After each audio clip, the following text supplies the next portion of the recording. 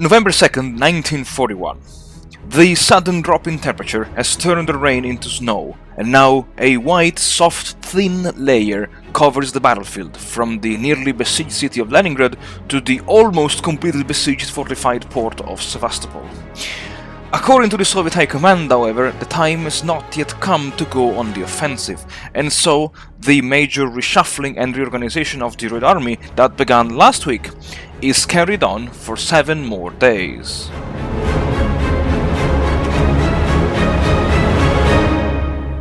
Howdy folks, welcome back to the channel and welcome to a new episode of War in the East 2. A new episode means a new turn, and it's now, oh my god, it's now November 1941. And I would say, for the first time since June 22nd, I am particularly satisfied by the overall situation. The reshuffling of the troops is going, I would say, much better than my expectations.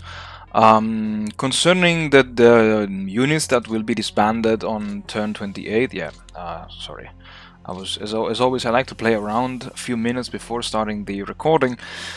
But if we just check briefly on turn 28, and if we look just at the rifle divisions disbanding on the map,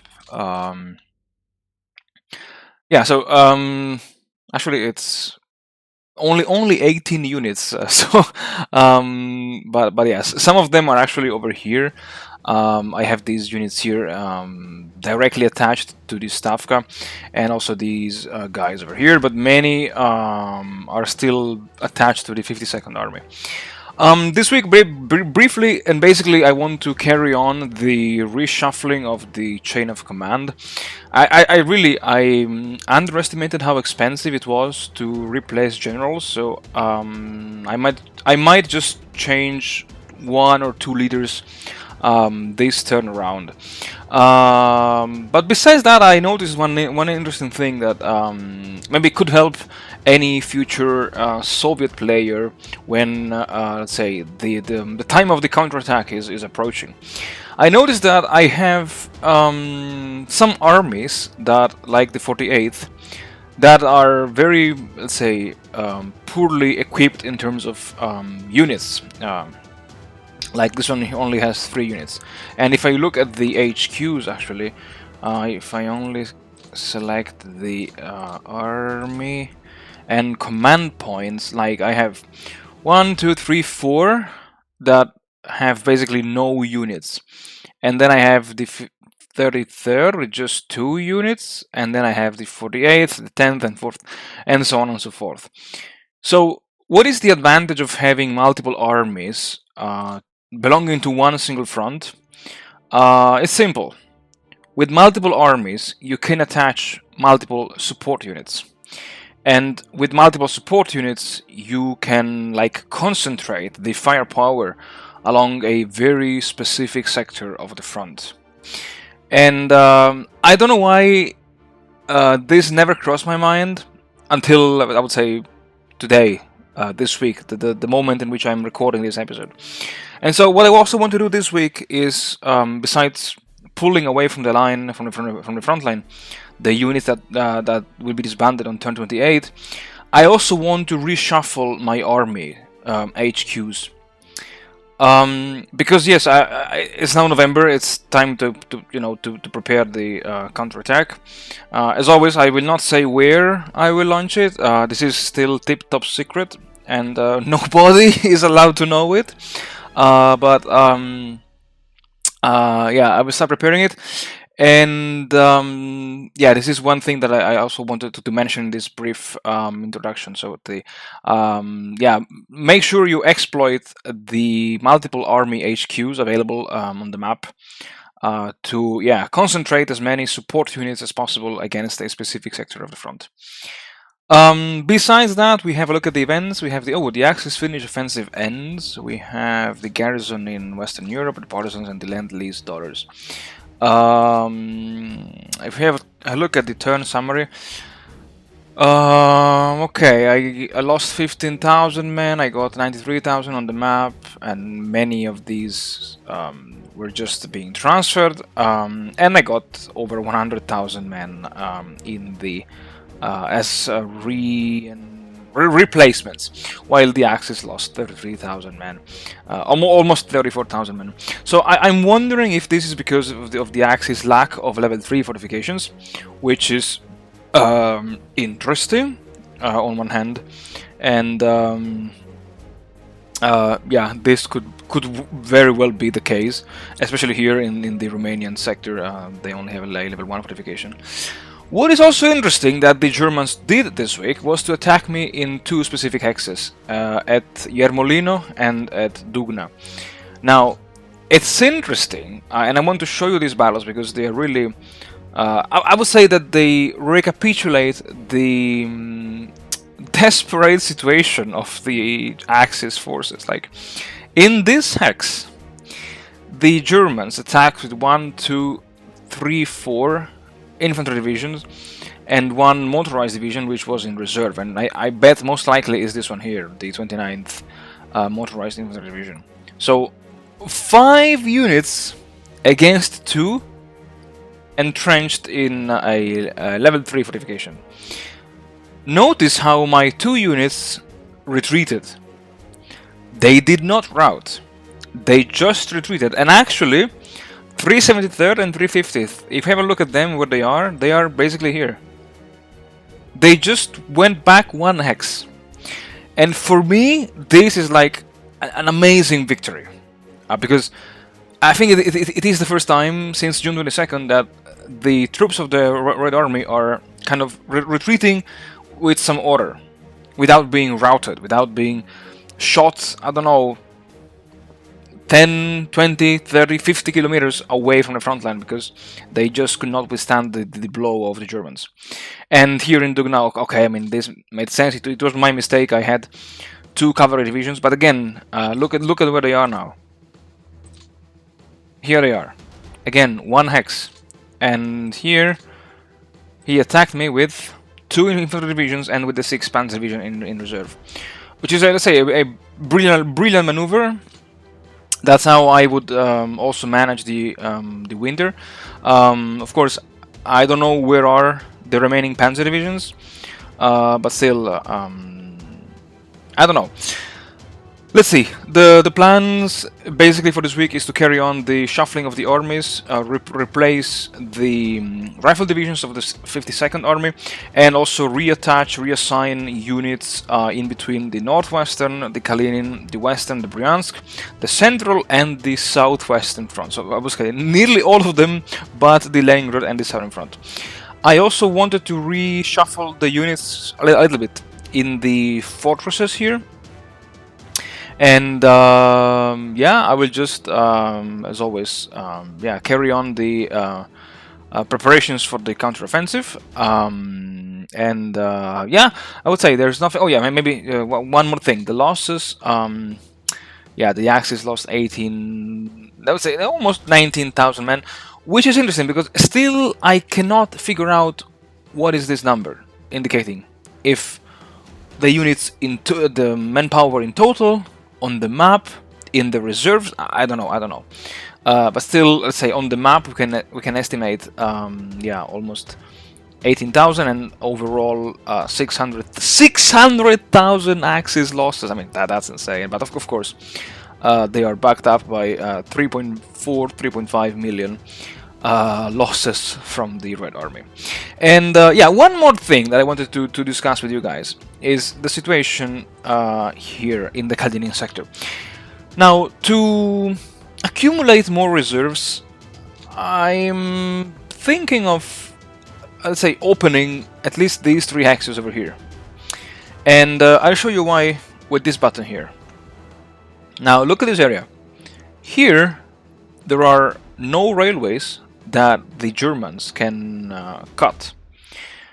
And it's insane for the Germans to just launch their mechanized and motorized divisions here to, I don't know, in an attempt to cut this railway here, this one here, maybe this one here, because yeah, okay, for Leningrad I still have this railway here, But then, because of the mechanics of the sieges, like if you really want to isolate Leningrad properly, you either take control of these ports or you make sure that there is not even one hex that connects the rest of the Soviet Union to these 3 ports.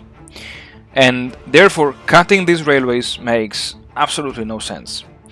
So what I will do is to liberate these 3 rifle divisions to move them to other areas of the front.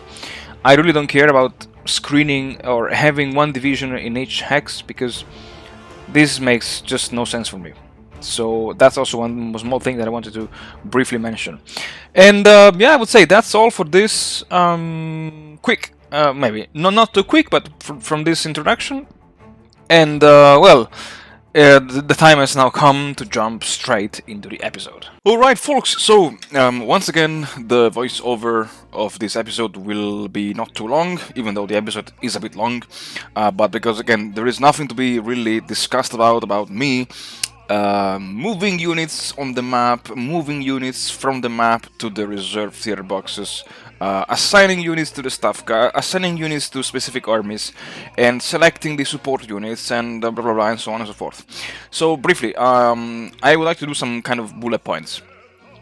First of all, this week, the Grossdeutschland Motorized Regiment, which has been like isolated for I don't know how many weeks now, finally surrenders, and even now his members are being sent to gulags. Second, concerning the support units, maybe I know I made a tutorial a long time ago, but this tutorial was mostly focused on the Axis side. So concerning the Soviets, and considering that I'm playing with my mod of the Order of Battle, the idea of the support units is to have mostly, and I say mostly, artillery and siege artillery, the so-called BM, Bolshoi Miepoti, something like that, the BM howitzer regiments, because the BM howitzer regiments are the one equipped, like historically, with the siege mortars, like the 203mm or the 280mm mortars. In game, they are equipped with the siege guns and the heavy artillery in general. So also the 152mm howitzers. Now, this is, I would say, an important point to keep into account when playing as the Soviets in 1941, because while the Germans do have the Pioneers, the Germans, I mean the Axis, do have the Pioneers as a support unit that can promote, can facilitate, or actually, it does facilitate the reduction of the enemy fortifications. The Soviets are limited to this BM howitzer regiment, so the heavy artillery. And even though I do have plenty of BM howitzer regiments, I did my best to distribute them more or less within the armies that will take part in the counteroffensive. So if you pay attention, you might already spot where the counteroffensive will be launched. I am also assigning mortar units because I didn't know what to do with them. I had them. I know that many people, when playing the canonical standard Grand Campaign, they love building mortar units as support units because they cost 0 AP. And because apparently you have an abundance of mortars with which to raise new mortar units. How effective they are, I don't know. I never tested them in my private tests, and well, you know, time will tell, as always. And the last thing that I wanted to mention is the let's say the liberation of the front north of Kalinin. Let's say it's a big gamble for me because I'm reasoning that with the Germans now being on the defensive, any, let's say, mentally sane Axis player will not launch any motorized or mechanized offensive in that direction. Also because I strongly believe that with the current shape of the front, my opponent does not have the reserves with which to launch this, say, raid into the northern plains and woods and yeah, whatever. And I would say yes, that's all, folks. That's all what I wanted to mention and discuss about in this episode. As always, thank you very much for watching. Thank you very much for supporting the channel. It's amazing the amount of support and comments and the criticism and questions that I'm receiving under the comments. It's really like it means a lot to me. Yes, and yeah, I would say that's all for this quick voiceover and commentary. I leave you to the rest of the video, and I hope to see you all either in the next one or in the next episode of my Axis PBEM.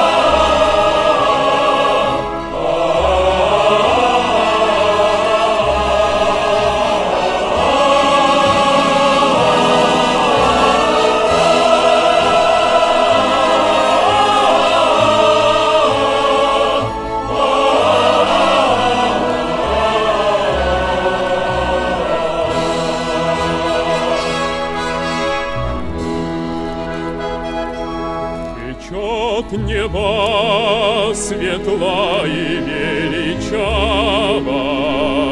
как наша жизнь течет через века. Бессмертна в мире ленинская слава, в сердцах людей жива и глубока.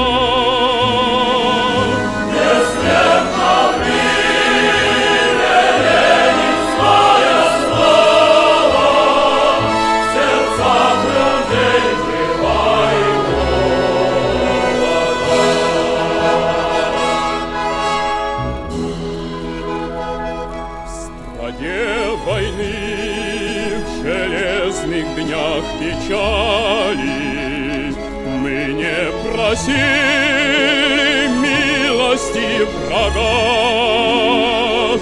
Мы навсегда для мира отстояли великих рек родные берега.